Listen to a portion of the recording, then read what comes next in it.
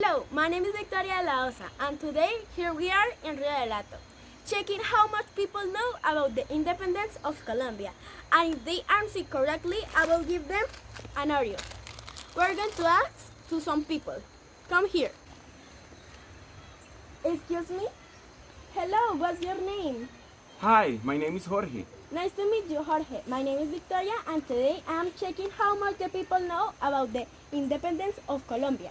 Do you want to play with me? Yes, of course. And if you win, I will give you an Oreos.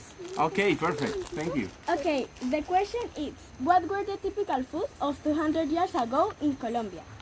Okay, well, the typical food of 200 years ago in Colombia were very influenced by the colonizers, their customs, their tradition. For example, the typical food in the Andean region were mazamorra and sobrebarriga, and the typical food in the Caribbean region were the fish and mondongo.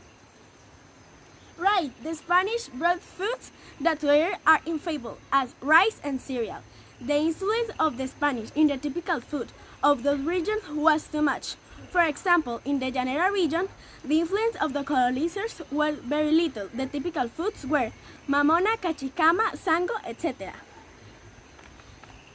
Yes, however, there were regions in which there was no influence for the colonizers. For example, the Amazon and the Pacific region. The typical food in the Pacific region was panela, dulce de leche, and ceviche. Thank you, Jorge. Now, typical dishes from 200 years ago are still present in most of the regions of Colombia, but they have been combined with different flavors acquired from other countries, such as France, Italy, Japan, among others. Thank you, Jorge. Okay, thank you. Thank you, bye. Bye. We're going to continue with the interviews. The second question is, what is the agriculture like? Come with me. Hello. Hey, What's your name? Vicky.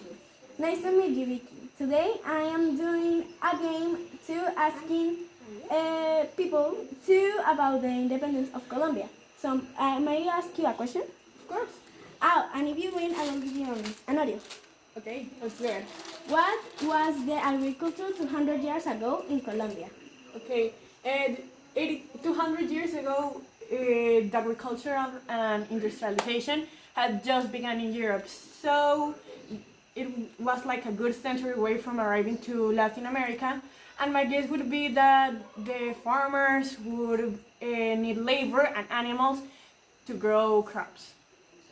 Thank you. 200 years ago, agriculture was one of the most important practices of the country.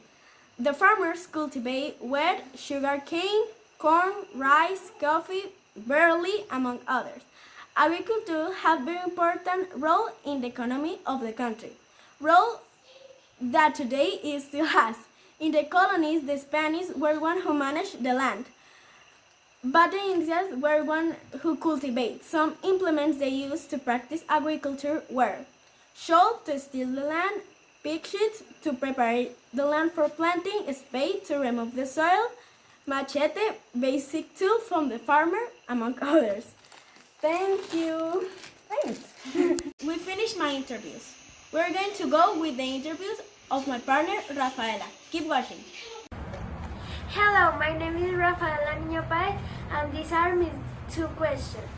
The first question is, who were mestizos and black people traded? Rafaela, the mestizos were in the middle of caste system. They are not slaves, but not have all the privilege of the Spanish people. The black people of slaves don't have any contact with the mestizos because the black people only have time to work. Thanks, Rafael. You're welcome. This is the second question. How many children don't go to school because they are forced to work from the young age? 200 years ago, this situation also occurred. Mom? Rafaela, 200 years ago, the situation was worse. The kids don't go to the school. Only the rich king can go to the school. Thanks, Mom. Thank you. This is the final video. Thanks. Hello, my name is Isabel and today I'm going to interview these two people to answer some questions. The first person is Santiago and the question is, if women do any type of work today, what was the work women did 200 years ago like? It was basically dedicated to textiles, agriculture, food, home, and childcare. Her salary was lower than that of men. Nowadays, women can hold any job with equal salaries. The second person is Maria Jose, and the question is, what benefits and how much did independence bring to education in Colombia?